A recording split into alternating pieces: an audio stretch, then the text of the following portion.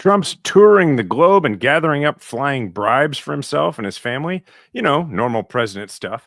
The trade war between Trump and Xi continues to be the best will they or won't they since Josh and Donna on the West Wing. The Republican plan to cut Medicaid is so bad that even Republicans are like, maybe we shouldn't do this. The Trump administration wants to send Afghans back to Afghanistan because they say, and I'm not kidding, that everything there is fine now. I'm particularly pissed about this one. And in a few minutes, we'll talk to our good buddy, former Congressman Max Rose, about all of the above, I imagine.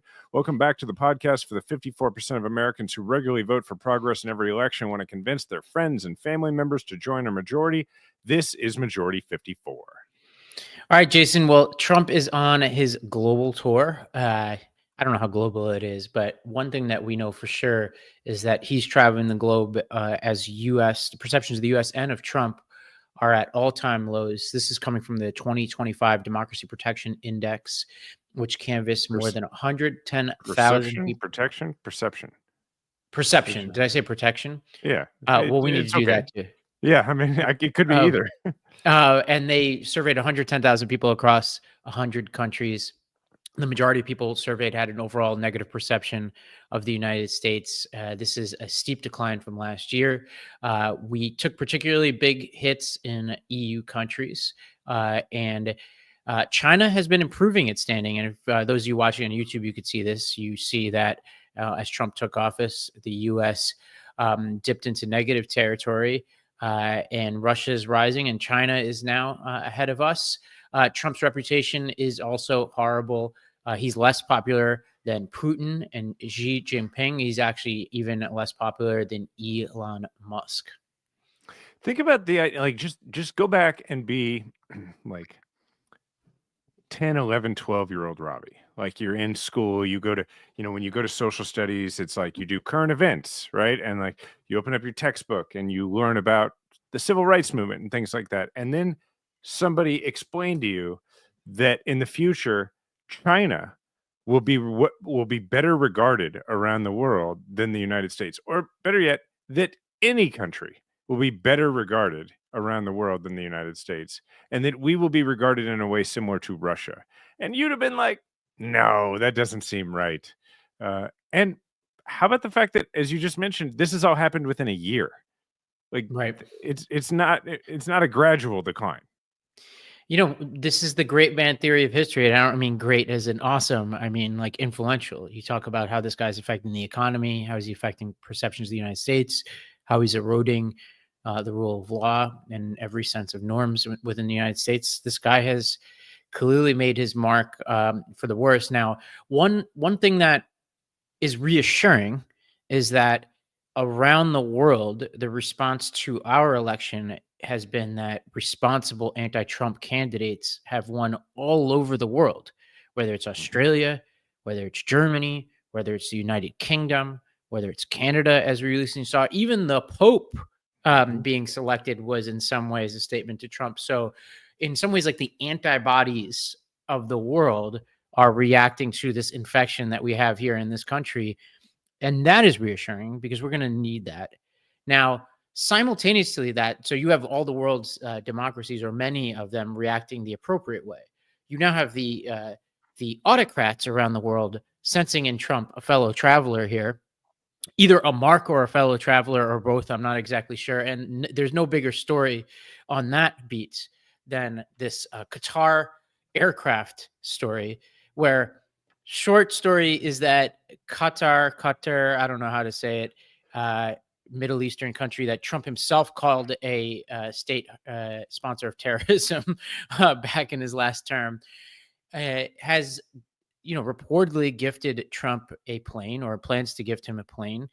And Trump has not denied that he's going to take this plane. There are a lot of important details here, including that there is reporting that the Trump team is planning to take the plane with them after the Trump leaves office. And they would use a little quirk that happened in the 80s when a decommissioned Air Force One was given to the Reagan Presidential Library. Mind you, this was a decommissioned plane that was put on display. It wasn't flown around. It's a museum piece, literally. Yes, it's a museum piece. But they, like never letting a precedent get, what's the elegant way to say this? Not, they can't don't let it care what's real. They don't care what's real, and any precedent they're going to blow out of proportion for their own Mhm. gain, and claim that it's normal, right? So they're going to take a brand new plane gifted from a foreign country and no doubt gift that to the Trump library. Now they're denying that part of it, but I think most people, including Maggie Haberman today, was saying, like, I don't buy that they're not going to do that. They're probably just trying to kill that part of the story for now. And then at the end of the administration, they'll do it anyway.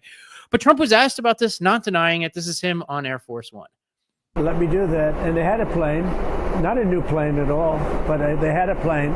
And these planes, the plane that you're on right now is almost 40 years old. And when you land and you see Saudi Arabia and you see UAE and you see Qatar and you see all these, and they have these brand new Boeing 747s mostly, and you see ours next to it. This is like a totally different plane. It's much smaller, it's much less impressive as it is. And we're the United States of America. I believe that we should have the most impressive plane.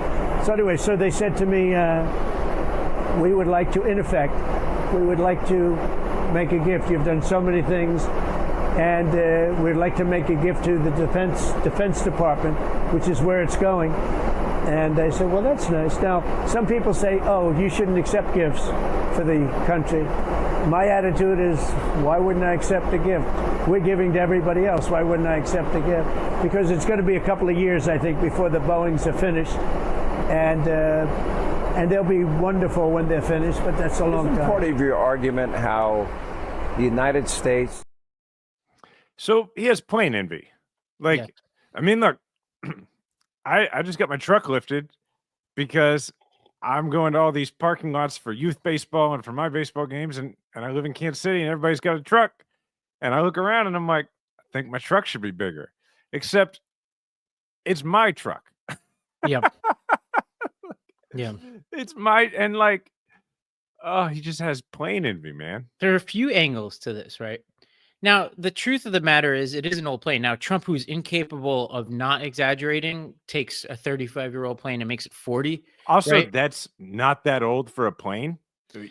What makes planes old is, I mean, not to get overly into this, my dad, his like part-time gig forever has been small airplane broker. He buys and sells, he like flips them the way other people flip houses. I'm not talking big planes, it's not like Cessnas and stuff.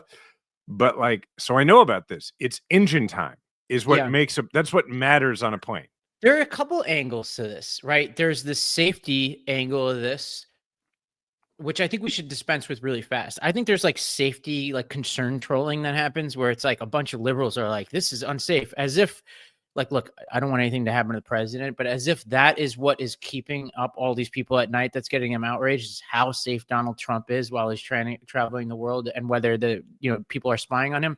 Let's stipulate, first of all, that we want the president to be safe, right?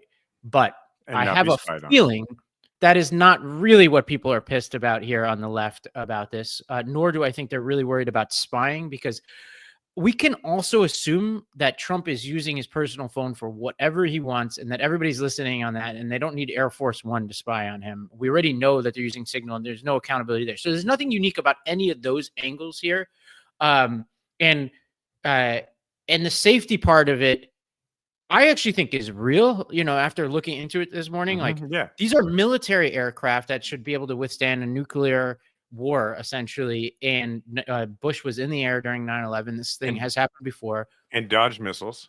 Now, you'd assume that the new president will just use the new Boeings unless he cancels it. So this is kind of a temporary phenomenon.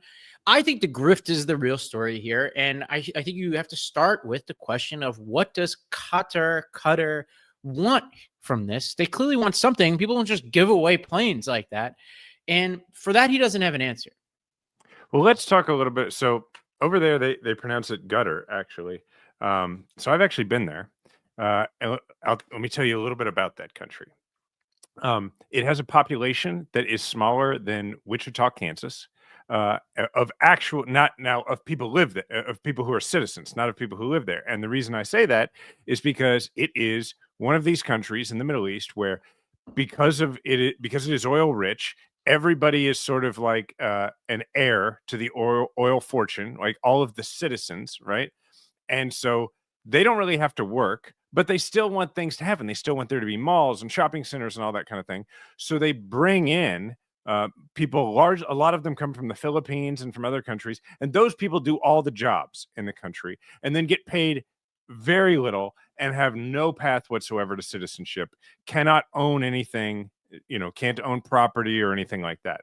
So that like a huge percentage of the population actually walking around in that country are people who are shipped in, basically indentured servants from other places.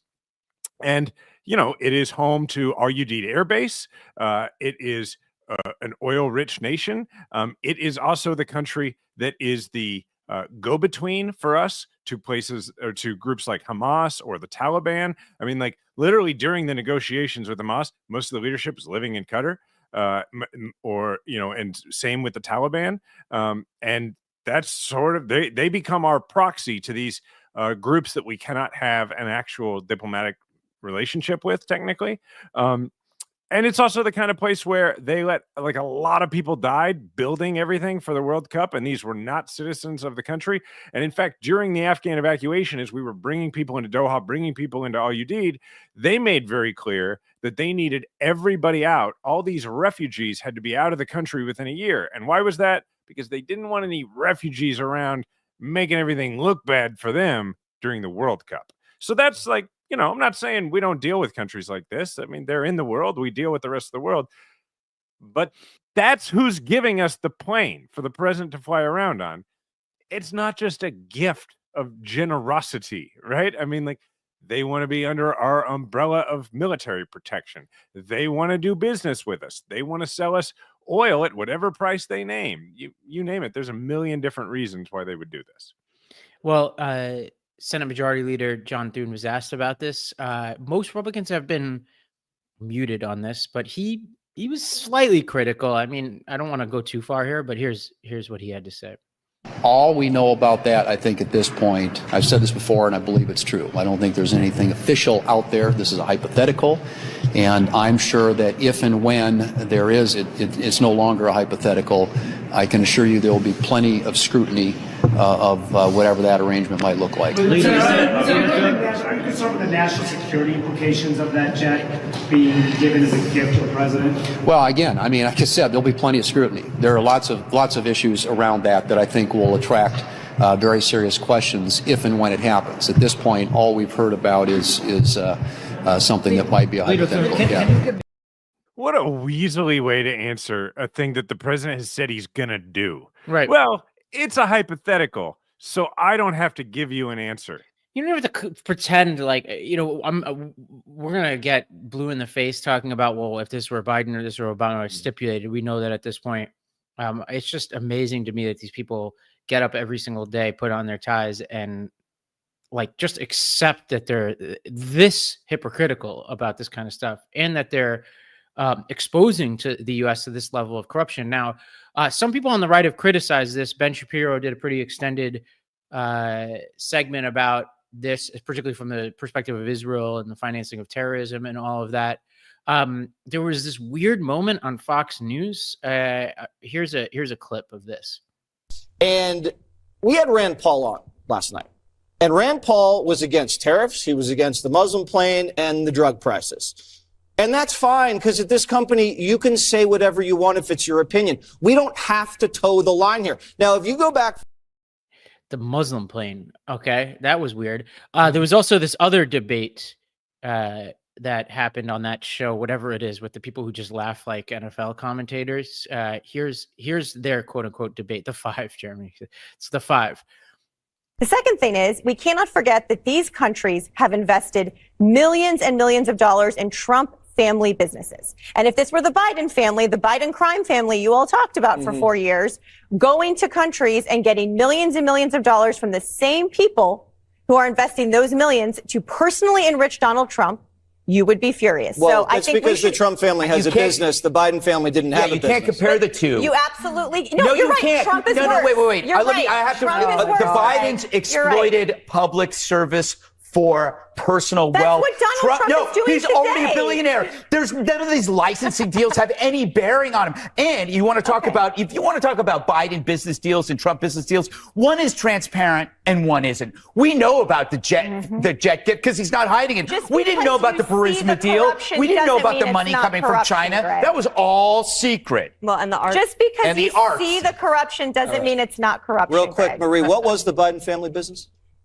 Well, Hunter's no longer an artist. What so was that? That business is gone. I know what the Trump family Okay, business so what was is, the Biden and it's family business? corruption. What was the That's Biden what family I know. business? Okay, that's what I know. Okay, you don't.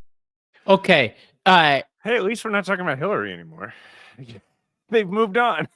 First of all, I think she was the Marie Harf. Shout out to her. I've started to realize what they're trying to do here, which is they have decided that smart woman with white woman with glasses somehow triggers the Fox News audience. So no matter how smart they are, they're like, okay, this is a win for us, even if she's making great points. But shout out to her for holding her own on this. There wasn't a Biden family business, really. I mean, there was some weird stuff Hunter Biden was doing that was basically akin to lobbying. And there also weren't mostly the scandals that they were alleging. So it's like no business, no scandal for the most part. Now, she made the right point here, which is just because corruption is happening in plain sight doesn't make it any better. And the thing about Trump is that they're doing both. So they're doing the plain sight corruption and they have the crypto schemes and all these business deals that are not transparent, right? We don't know who's invested in the and are using the Trump cryptocurrency. We don't even know if in these meetings with the Saudis right now, they're promising Trump that they're going to use crypto as the currency of note for all their transactions moving forward as a way to mix foreign policy and Trump foreign, public policy and Trump family interests. We actually are pretty sure that's happening. All right. We have a lot of evidence that that's happening. So they actually have all of the above. They have non-transparent and transparent corruption going on and every possible variant of corruption that you could imagine.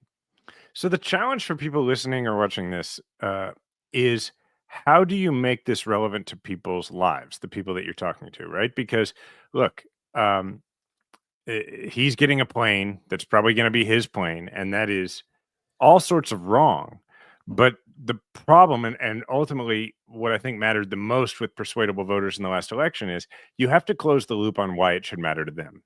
So the average person walking around is going to be like, oh, okay, so he got a plane from another country. I don't care. It doesn't affect my life.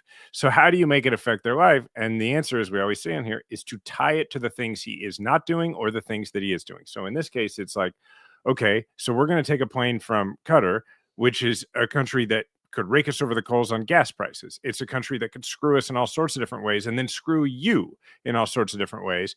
By the way, he said he was going to decrease prices. He's not done that. He's increased prices. And he seems to be spending a lot of time talking about how his plane that he flies around in isn't as nice as the planes that these oil-rich country kings are flying around in.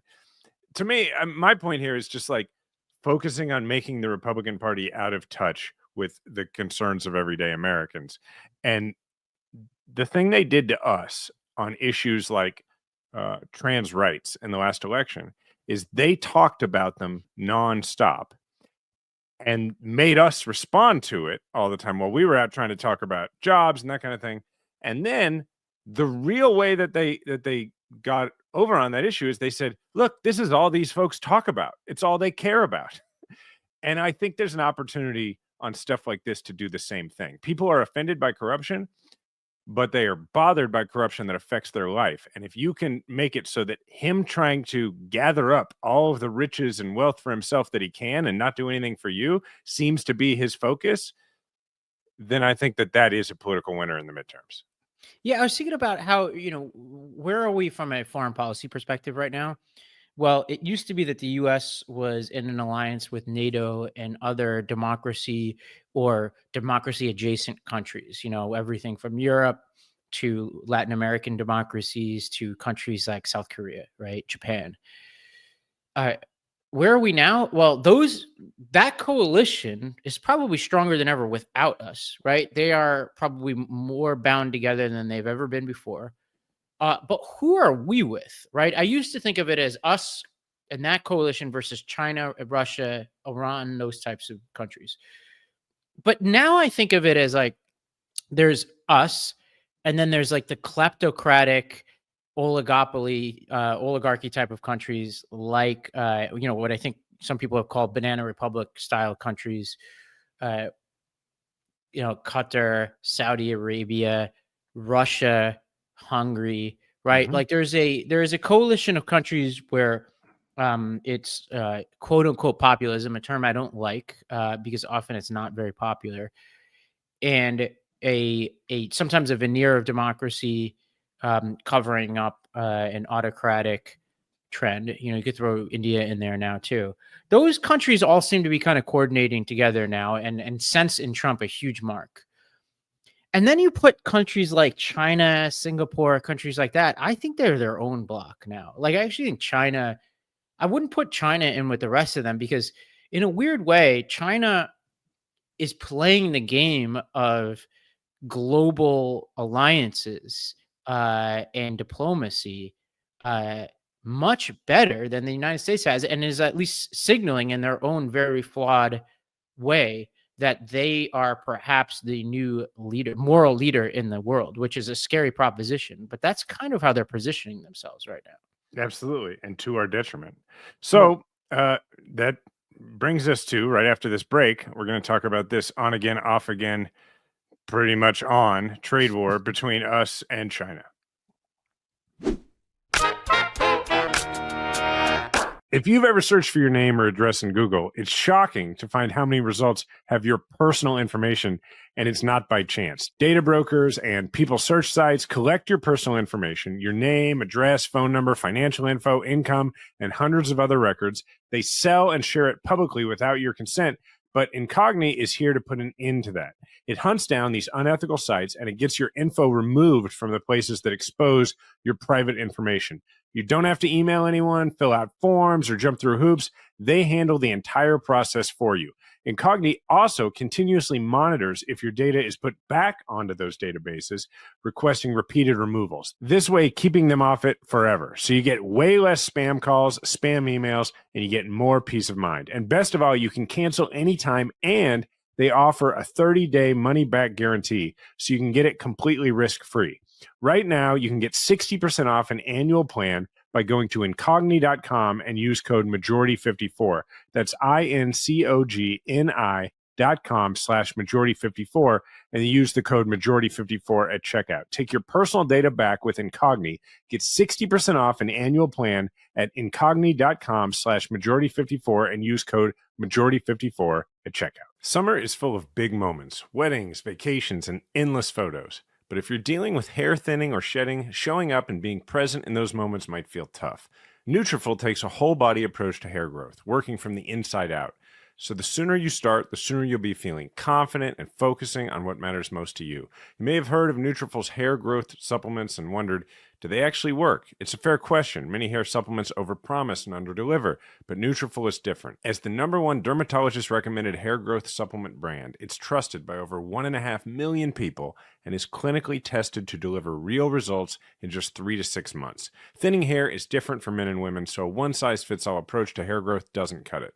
Nutrafol has multiple formulas for men and women that are tailored to different life stages, such as postpartum or menopause, and lifestyle factors, such as a plant-based lifestyle, so you can get just what you need. Plus, users of Nutrafol Men reported no impact to sexual performance. Building a hair growth routine is easy. Order online, no prescription needed. Enjoy free shipping, automated deliveries, and up to 20% savings with a Nutrafol subscription. Plus, get free naturopathic doctor consults and a Headspace meditation membership. Start your hair growth journey with Nutrafol. For a limited time, Nutrafol is offering our listeners $10 off your first month subscription and free shipping when you go to Nutrafol.com and enter the promo code MAJORITY. Find out why Nutrafol is the best-selling hair growth supplement brand at Nutrafol.com, spelled Nutrafol.com, promo code MAJORITY. That's Nutrafol.com, promo code MAJORITY. All right. Well, on the trade front, a sort of big announcement is that you have a temporary pause to the massive tariffs that the Trump administration imposed on China, over 100%, and that China imposed on us. There are all kinds of fine print about who got exemptions and who didn't before all of this. And China, one of the sort of underreported aspects of this was that China was holding up any shipments of rare earth metals to the U.S., which were impacting a whole host of businesses over here. I don't think people truly grasp like the full nature of how entangled our countries are. And we talked about last week that, look, like if there was any country poised to survive and win this war, it's China, because they already have a low standard of living. They're not a democracy. And it looks like they won, which is fascinating because Trump is posing this as a victory where, first of all, he can't just announce a long-term deal for his ego's sake. He just wants to continually have this leverage. So he has no respect whatsoever for business interests on either side of the equation who need to predict what the rest of the year, if not many years, are going to look like. So that just continues to be a fact of life. Two is he made all this talk over the past 6 months of like the last people to the negotiating table are going to pay the price. If you retaliate against us, you'll live to regret it. Essentially, China retaliated hardcore and got the U.S. to come to the negotiating table and pretend like they never made any of those statements about punishing those who dragged their feet, etc. And, there's a fine print here, but essentially at least for the foreseeable future, tariffs are down on both sides of the equation. Not perfectly to where they would be, I think, if you were to ask like the Wall Street Journal editorial page where they'd want it to be, but down to reasonable levels for the time being. It's hard to imagine Trump wanting to reopen this fight. But I think the temporary label on this is more for his ego than for any long-term goals of either the United States or China. When I was in middle school, I was a very mouthy middle schooler. And that was fine within the confines of my middle school, where I was either about the same size or maybe a little bit bigger than some of the other kids. But it was also a middle school where and maybe this is true for a lot of middle schools, like there was a lot of fighting. Like it was just, there weren't enough teachers, and a lot of fighting happened in the halls and in the front of and the back of the middle school and everything. And I was a smartass, and I would run my mouth all the time, which is not shocking to anybody who knows me. And it was fine in middle school. But then sometimes on the weekends or as I got into high school, we would go out and I'd be around a lot of older, bigger kids, and I'd still run my mouth. And then real quick, I started to figure out I could run my mouth for a minute.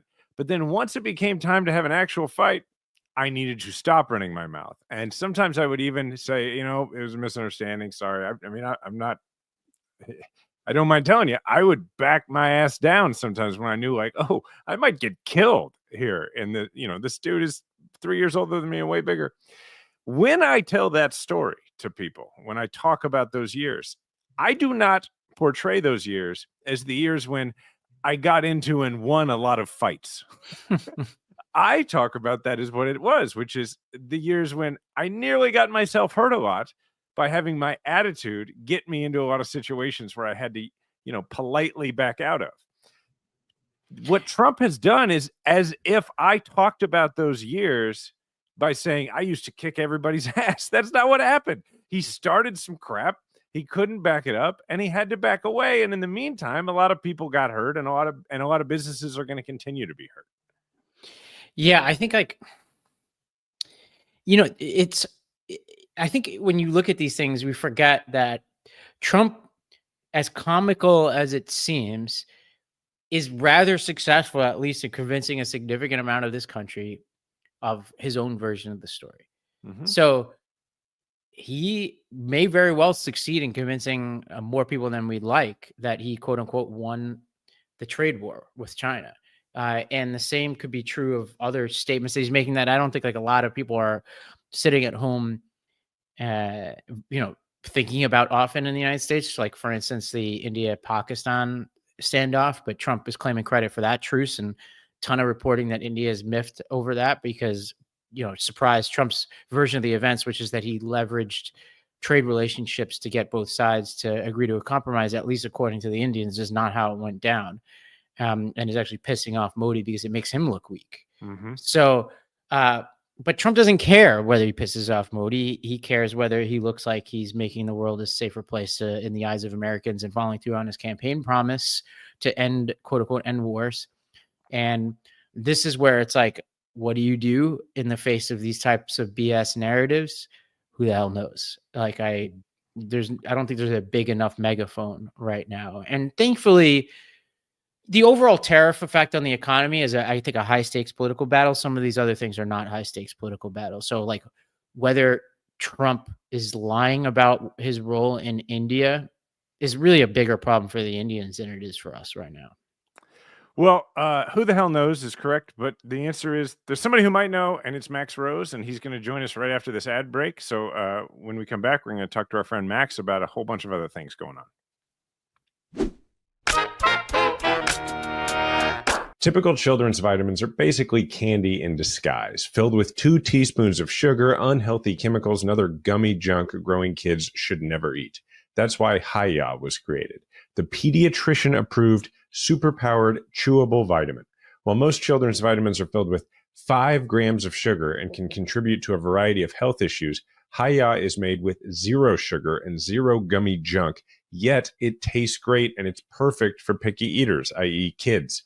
Hiya fills in the most common gaps in modern children's diets to provide the full body nourishment our kids need with a yummy taste that they love. Formulated with the help of nutritional experts, Hiya is pressed with a blend of 12 organic fruits and veggies, then supercharged with 15 essential vitamins and minerals, including vitamin D, B12, C, zinc, folate, and many others to help support immunity, energy, brain function, mood, concentration, teeth, bones, and more. It's non-GMO, vegan, dairy-free, allergy-free, gelatin-free, nut-free, and everything else that you can imagine. Hiya is designed for kids of all ages and sent straight to your door so parents have one less thing to worry about. As you know, I'm a father, and I'm always on the lookout for the best possible vitamins for my child to take. I'm so happy that I've come across Hiya Health. The ingredients are amazing, and I don't have to worry about sugar or gummy junk because Hiya Health is made without that stuff and is still able to keep the great taste, which is super important because that's how you get kids to eat it. We've worked out a special deal with Hiya for their best-selling children's vitamin. Receive 50% off your first order. To claim this deal, you must go to hiyahealth.com/majority.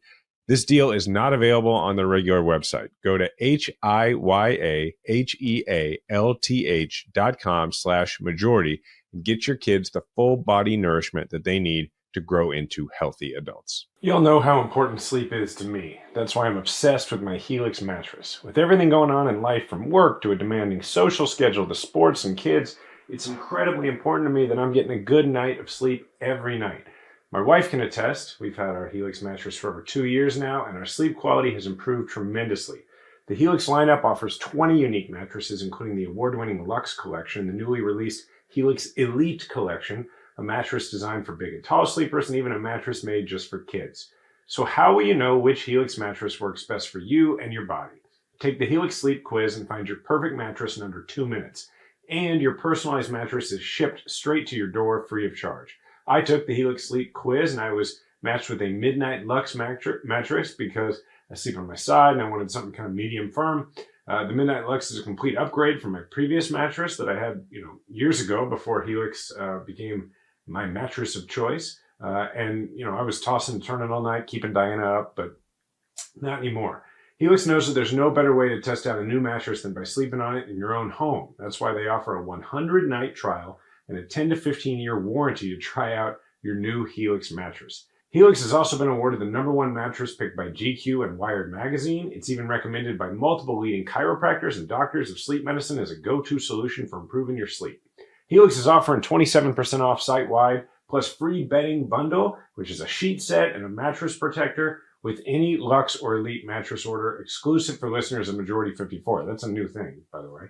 Go to helixsleep.com/majority54 for 27% off site-wide, plus the free bedding bundle, which is a sheet set and a mattress protector with any Luxe or Elite mattress. That's helixsleep.com/majority54. All right, we're about to be joined by our friend Max Rose. Max is a former congressman from New York's 11th District. He proudly represented Staten Island, where Ravi hails from, and South Brooklyn, which I think is where Ravi maybe he lives now. I don't know. In the United States, I don't really understand the geography in the boroughs. In the United States House of Representatives from 2019 to 2020, Max was commissioned in the United States Army in 2010 as an infantry officer and still serves in the U.S. Army Reserve as a major. He's an Afghanistan veteran and a recipient of both the Bronze Star and the Purple Heart. Max is the vice chairman of the Sufon Group, a global intelligence and security consultancy, and chairman and CEO of Pontus Partners, a strategic advisory firm for private companies and nonprofits. He's also a good friend of both mine and Ravi's and a great hang. Max, how you doing, man? What's up, buddy? You guys are looking great. Oh, look, Ravi, Max put on a jacket. Still a politician complimenting us right away. I mean, yeah. I just actually came from MSNBC where I wore a tie too. But here you took off the tie. Yeah, Savvy. no, I see how it is. And unbuttoned a couple of buttons. Your audience is like a little more hip, I think. He's such a good politician. Yeah, this is just not giving it up. By the way, I'm not in South Brooklyn, Jason, where although are you? I'm not far from where I think Max is from. I live in Bourne Mill. I think you're from. This guy, man, there's so much like underlying geographical angst between Ravi and I because he grew up in the area that I moved to and proceeded to represent. And I was at the beginning of my politics, had to deal with some outsider allegations. And, I wasn't born and raised there. I committed the sin of being a mile and a half away from where my district's boundaries were. And Ravi, on the other hand, has moved to Manhattan, then downtown Brooklyn. He's a member of the bourgeoisie class. And, that's right. Proud.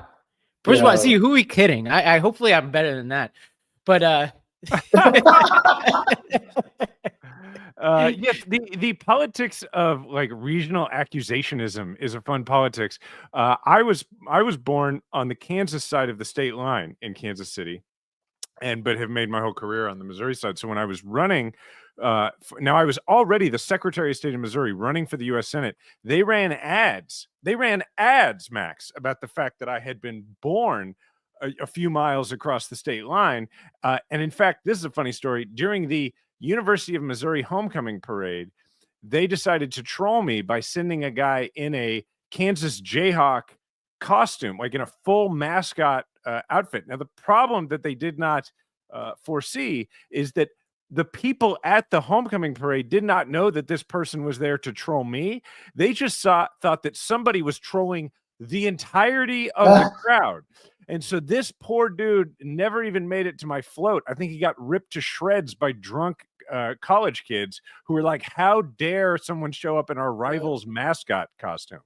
Unbelievable. So, anyway. Before we get to you came here to discuss. Before we get to more serious notes, number one, for folks watching on YouTube, go subscribe on Spotify or Apple to Majority 54 if you're just catching us on YouTube. And two is, you remind me, Max, I forgot to announce this at the beginning. I'll be at the Staten Island Mall, Barnes & Noble, 1 to 3 p.m. on Saturday, signing books. So if Staten Islanders here, which I know will have a flood now because we got Max here.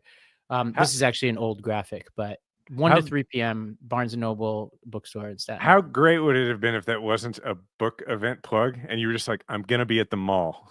Yeah, be at the mall. No, that'd be great. I'll see you doing animal balloons. And what's interesting, Ravi's such a good operator, which is one of the things I want to chat with you all about, the state of operatives in the party. But he has me as a special guest in his, fancy downtown Manhattan event. All this shit talking today. But when don't tell Bradley Tusk you're talking about his bookstore that way. When he goes to Mid-Island, Staten Island, where admittedly I maybe won 37% of the vote, there's no Max Rose elevation at that book party, man. This guy, man, you're so good. Every detail. You're so good. Well, the event at the Barnes & Noble is a very sleepy event. I won't. Sleepy event. Okay. All right. Let me rescue myself and let's talk about something more serious. Jason. Yes. We are apparently letting in Afrikaners, but not our interpreters from Afghanistan. Is that right? That is right. So I figured, Max, as a fellow Afghan vet, I would just sort of, the people who listen to this show, they've heard me talk plenty about the Afghans I served with and the ones that I worked to bring over here. Do you want to just take a moment and before we get into this announcement and talk about your experience with the Afghans that you worked with? Yeah. Well, the first thing I would say is that it was universally understood when we all deployed that if the Taliban or any other enemy captured 2 individuals in the United States military uniform, one being an Afghan, the other being a U.S. service member, the Afghan would have been treated much more harshly because they were considered traitors and all the rest. And so there's no doubt in anyone's mind now, and certainly wasn't then, that these individuals were taking enormous risk. The other thing is, when my vehicle hit an improvised explosive device, and kind of the memory of it becomes more and more distant as time goes on. It used to be something I thought about a hell of a lot more. I woke up in the arms of my interpreter. And that bomb didn't, differentiate between the 2 of us. So in the most visceral sense of the word, those individuals, the interpreters that left went out every day and left the wire, took just as much risk as American service members, and we owe a debt of gratitude and obligation to them. That's kind of, I think that has been in the bloodstream and the zeitgeist ever since the withdrawal from Afghanistan. What is disappointing, though, is the way in which these individuals have not been acknowledged by the Trump administration. And it would be such low-hanging fruit for them, but it appears that their hatred and disgust with any individual really seeking to come to the United States of America, particularly those who have made extraordinary sacrifices, appears to know just no bounds. And it's really sad. Man, perfectly said. And I think what you're highlighting there is the fact that, like, when you and I went over there, we understood that if we did our job and we were fortunate enough to survive the deployment, that it had a finish line, that we would return back to the safety of our home. And for them, their deployment never ended. And so the trust that they placed in us and in our country's promise that if things go south, that we would be there for them. Now, I've seen people say, on Fox and other places, well, look, we don't owe anything to these people. We went over there and fought their war for them.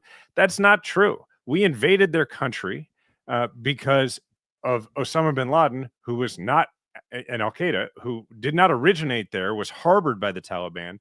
And we were there for 20 years, and we asked them to put their lives on the line with us and for us and next to us. And they did.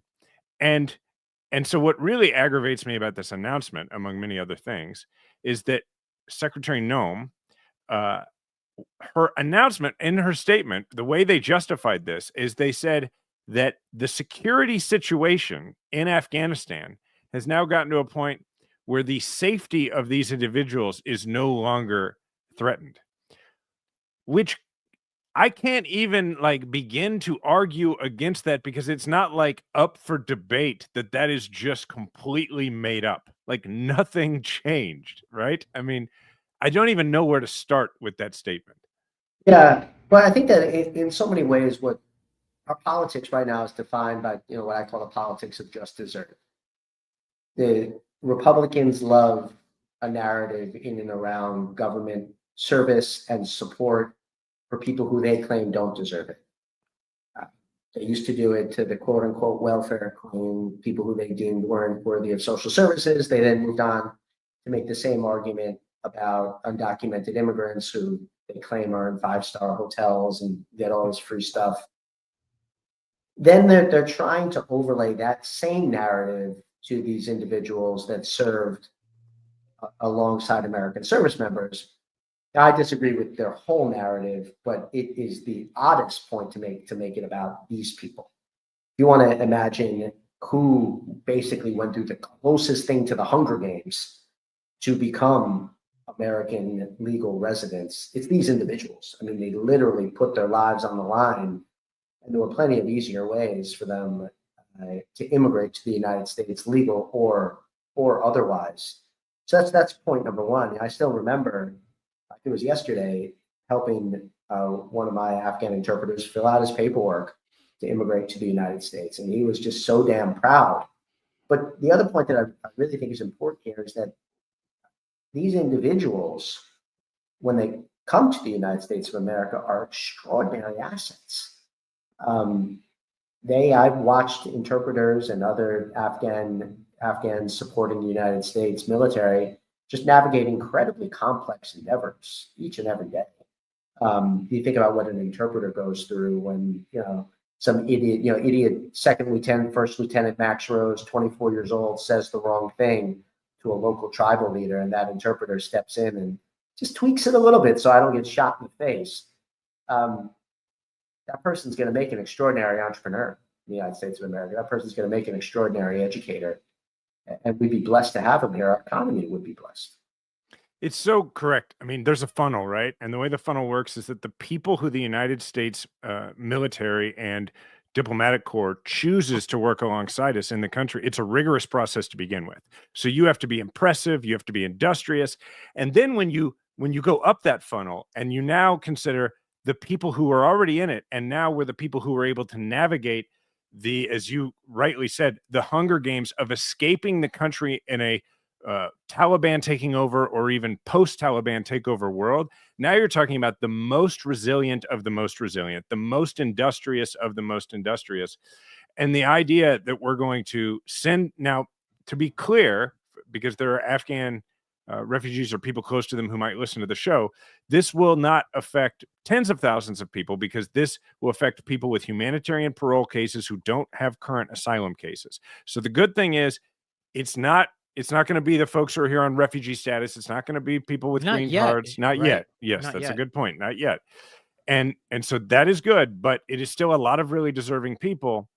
And yes, to Ravi's point, to open this segment, it is very telling that we are inviting Afrikaners in Elon Musk's home country who are among the... Explain for people who are not familiar, because they might think you're saying Africans, which still should be behind Afghan interpreters. But we're not talking about all Africans. We're talking about a particular subset of Africans. We're talking about white South Africans who that have had, I guess, by a lot of reporting, and I think there were even some that were treated as refugees maybe under the Obama administration, but have been targeted for real conflict and real problems in South Africa. But these are people who were part of, in many cases, the white ruling class in the country, and there has been some retaliation against them. That's my understanding. Yes. Not saying that none of those people deserve refugee status. I am saying it is telling that the United States government has suspended the entire refugee program for every single refugee from any country in the world other than people who are from the ruling class in the country, both of which are where Elon Musk came from, the ruling class in that country. Max, Bobby, you want to take that one? No, I just think I think you put it perfectly, Jason. Like, there is an independent reason why Afrikaners could feel unsafe in South Africa, and in no way do I personally think that there's anything invalid about going through that exercise. What seems off is the emphasis and the priority placed on this one group over people who put their lives on the line for the United States. That's the problem. Not caring about whether Afrikaners are safe. Everybody should feel safe in their own country. And if they're not, I hope the United States cares and uses whatever limited resources we have to help them find safety, whether here or somewhere else. I mean, let's also just, we have to move away from this conversation about immigration as like this very rare thing that we allow only to those who are most desperate. America could have 1 billion people and still have a lower population density than France. We benefit enormously from immigration. It's our most important resource. And so I don't want to knock Afrikaners, like, come on, you're welcome. But we have to move away from this zero-sum conversation, particularly in light of this being an administration that says they want to bring more jobs here. Right now, we don't have enough people to fill those jobs. So eventually something's going to have to give. And they certainly should not be restricting access to people that have already, in the harshest of circumstances, proven how industrious they are. Yeah. Well said. All right, Ravi, take us through Medicaid. Well, I was going to start with just, we have this ongoing debate over the GOP proposal for the budget. And Max, given, you served in the House, was there anything surprising in this proposal as you see it? Yeah, well, first of all, the thing that was very surprising is that it omitted or failed to include some of Donald Trump's leading campaign proposals. So it didn't include, taxes on tips. For instance, it did not include no taxes on Social Security. Two things that Donald Trump's campaign was very smart to talk about. But the swamp took over. And those are two instances where there really aren't really strong special interests arguing for those, but the majority of voters, or at least key voting blocks, would support them.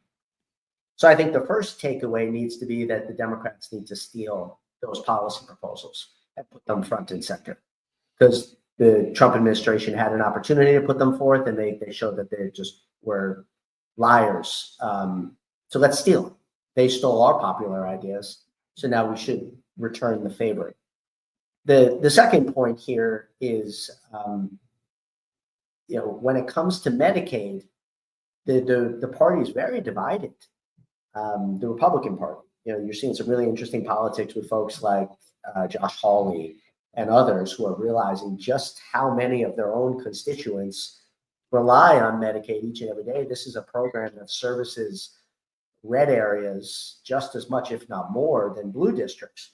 But lastly, if this were to go through, which is nearly, again, $1 trillion cut to Medicaid, when there's not one hospital in the United States of America that has Medicaid ER physicians. There's no such thing as a Medicaid doctor, but every single hospital system does really deeply rely on this payer. That's what Medicaid is, right? It's a government health insurance payer that often kind of flows through intermediaries. These are some of the largest, if not the largest, employers in most congressional districts. So if this were to go through, it's not just harshly immoral and will result in immense human suffering amongst the disabled, women, children, pregnant women, but also it will be a massive, massive job beyond, I think, anyone's wildest expectations. Yeah, you referenced Josh Hawley's op-ed. It's not shocking, but it's just fascinating to read the details here. I spent a lot of time in Mississippi, which, Hawley in the op-ed mentioned that their state expanded Medicaid for good reason. And he's a smart politician, so he couches it in like, this is in Trump's interest, is kind of how he was writing. He's basically an audience of one, basically writing it and saying, hey, this is the promises that you've made to your voters, Trump. You think about, you contrast it with Mississippi, where I spent a decent amount of time. They declined to expand Medicaid and have paid a steep price in terms of what you're talking about, the economies of medicine delivery all across the state. Like, you have a lot of Medicaid patients and then a lot of people who have insurance who just can't find facilities and doctors anymore because there's just not enough economies of scale to support medical infrastructure. AOC had a really smart riff on this in the hearings that took place yesterday. Let's go to this clip. Bill, we've done assessments because if you live in a rural community, you're going to be hurt too. In New York 23, 25% of people are on Medicaid in this area of upstate New York. Westfield Memorial Hospital will be at risk of closure. UPMC Chautauqua is at risk of closure. Schuyler Hospital at risk of closure. California 23, where 46% of people are on Medicaid. Redlands Community Hospital, at risk of closure if this passes. Victor Valley Global Medical Center, Loma Linda University Medical Center, all at risk of closure. Colorado 8, 24% of people in this community are on Medicaid, and Platte Valley Medical Center will be at risk of closure if these cuts pass. Max, I suspect those aren't random districts. No, those are all Republican-held swing districts. First of all, it's fun to watch her just become, she's really politically talented. Mm-hmm. It's fun to, Amen to that. you know, I came into Congress with her, and it's been fun to just watch her evolve as a tactician and a messenger. And she's certainly getting better at it by the day. You know, this is something that happens to political parties when they win right away, and that is that they start to do unpopular stuff that didn't exactly win them elections. I don't remember the Trump rally where Donald Trump talked about Medicaid cuts to rousing applause, but it is something that won the base. The base leadership of his party, the more ideological base, has wanted for many, many years. In fact, they want far more severe cuts to Medicaid than this. They want straight up block grants. And also the Chamber of Commerce has long wanted things like this. But we do need to consider as Democrats, one day Democrats will retake power. And Abigail Spanberger said this really interesting thing when Joe Biden got elected, which is basically the long and short of it, he needs to remember why he got elected. And I'm not analogizing anything that Joe Biden did with these harsh Medicaid cuts, but it is fascinating to watch now the Trump administration and the Republican Party get behind these things that are so obviously politically toxic. Like, I don't know where the constituency is that wants this. Because, these Medicaid funds, and AOC was totally right and on point to talk about the hospital closures that are going to happen. There's a huge stream of Medicaid funding that goes into nonprofits. So I go back to this point again, that this is a massive, massive job killer in some really critical districts. Well, it's a huge problem for them. And you make a great point, Max, that the problem for them is the voters that help them win the election are not the voters that have crafted the legacy institutional idea of what it is economically to stand for Republican principles, right? Like, if you want to lose the votes of rural folks as a Republican leader, there are two things that you can cause to close: hospitals and schools. And I've seen it in Missouri. And, the reason Josh Hawley wrote that op-ed is because he saw Governor Matt Blunt serve only one term and then announced that he had accomplished everything he needed to accomplish back in 2004, and he would not be running for re-election. Now, he had a lot of stuff on his agenda left to do, but one of the things he had done was cut Medicaid pretty severely. And he realized he was not going to get reelected as a result because people didn't like that very much.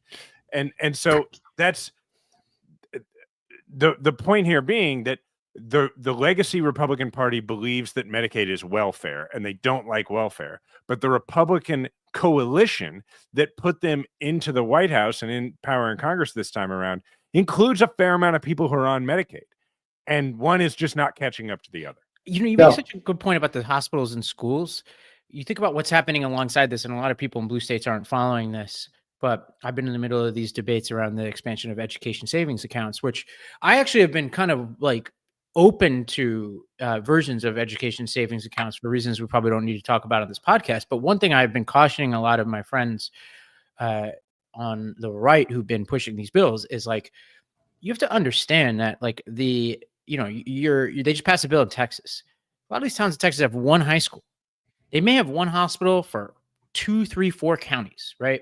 That hospital closes and the economics get hard for that one high school, which has the football team that everybody goes to on Friday because you've passed education savings accounts, and 20% of the kids have opted to homeschool, which is allowed in some of these bills, or send their kids to a hybrid school or whatever, which again, I think there are independent educational reasons why you might want to support those things, or ideological reasons if you're a Republican and just don't trust government to implement those services. The net result, though, is that within a few years, key institutions that people depend upon for their lives could be unrecognizable. And that is a huge political risk. And I think the Republicans right now are leading with their chin on this stuff. Ravi, if you live, like if you can trace the survivability chances from a heart attack or a stroke in a direct linear fashion, like in the area where I live, based on how far outside of the city limits of Kansas City you live, it goes down that much, right? Because of how good the like how specialized the doctors are, the cardiology division, the neurology division at places like KU Med, places like Truman, places like St. Luke's, so that if you're out in an exurb in a place like Warrensburg, your chances go down. There's still chances though. Now, if you close the hospital there, your chance, because we all know it's like 1 hour for a stroke, right? So, I mean, it is literally life and death, and you don't have to be on Medicaid for that to be the case. You know, if I were the Democratic leadership right now, I'd stand up. You know, they're sitting on about 100 million in cash with all their combined donations. I would just offer to buy 100 million in Trump meme coin in exchange for him not cutting Medicaid. I think this is a language they understand. You know, they take planes, they take $400 million planes, you know, this random Chinese LLC with no revenue, just click 300 million in Trump coin, stand up there, have like some rubber bands, cash around you, and offer, start with 50 million. Say, we'll split it. I'll do 25 million in dark money, 25 million in Trump coin, which I think is about the ratio that they're operating in now. And you said, listen, we'll go up to 100, just don't cut $1 trillion worth of Medicaid and cause a lot of human suffering. Maybe it will work. Well, this feels like I like it. It feels honestly like a tradition that we have, which is Republicans pretend to care about the budget deficit. That's part of what's going on here. Whenever these debates come up, right? They pass these huge tax cuts. It's the one could argue, and it's hard to fully understand what everybody's motivation here is on the Medicaid side of things. Part of it's ideological about, like, you know, the sort of progeny of the welfare queen arguments that they make, but also some of it's just size of government. The U.S. debt right now is at $36 trillion. We've already added $1 trillion to it since Trump took office. By any estimation, if some version of this House bill passes, even with the Medicaid cuts, it would add $20 trillion over the next decade. So what's going on here is, I think there are some people like Rand Paul, those types of people who are in the Republican coalition, and they need pretty much every vote they can get, especially in the House, who still care somewhat about the deficit. And then you got a whole bunch of people who just want to pretend like they care about the deficit. And I'm curious, Max, like, what do you think happens here? Like, who wins the day? I think first of all, we can't deny that it's really powerful politics. You know, about 80% of the country looks at themselves as middle class. And there's very few things that anger someone more who's working their ass off every day and following the rules, like to feel like someone's ripping off the system beneath them to get some free stuff. That's just really, really powerful politics. And that's what the Republicans have looked to always push. And that's what they're pushing now with Medicaid cuts. And I think there's no doubt that because of Medicaid expansion, particularly, that that messaging and those policy ideas are archaic, because just far too many people have Medicaid who are, you know, look at themselves as following the rules and doing it. It's not considered a giveaway in the way it used to. So it's a political loser. But I still think that it's important that the Democrats acknowledge this brand of politics and come back with something very different than what they've done before. And I think the answer lies in pushing more universal programs. You and I have talked about this before, you know, but you know, Staten Island and many other Republican-leaning areas have actually found that universal pre-K is enormously popular. Public parks are enormously popular. Public schools are enormously popular. Basically, any government program that everyone can have access to is deeply, deeply popular. Now, in other parts of the world, that's looked at as socialism, but I guess in America, it's not looked at that way. So there's an argument to be made that what the Democrats should be doing now is really jumping deeper and deeper, deeper into universal programs and universal proposals.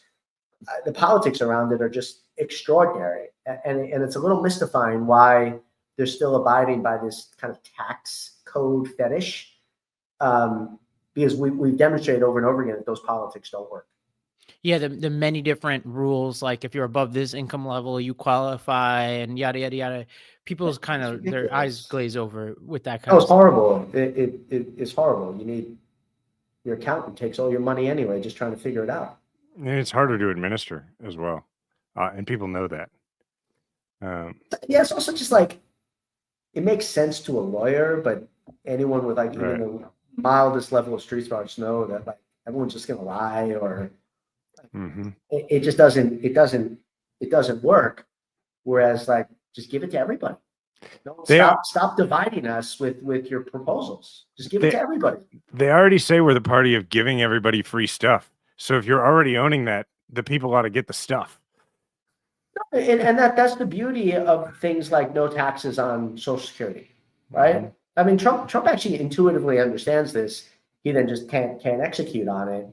But we should really have a rule in the party that if our proposal does not apply to 100% of the population, we will not do it.